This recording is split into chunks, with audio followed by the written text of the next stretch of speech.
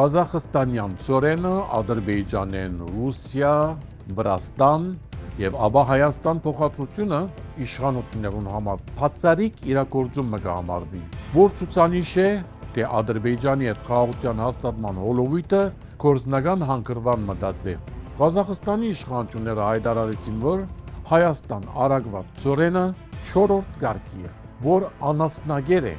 քբեական նախարարներ եւ պատգամավորներ, ապա սկսան կովապանել 4-րդ կարգի ծորենը, թե անասուններուն գերնալ կարևոր է։ Հայաստանի առաջնային հարցը ոչ թե անասնագեր ծորենի ներածումն է, այլ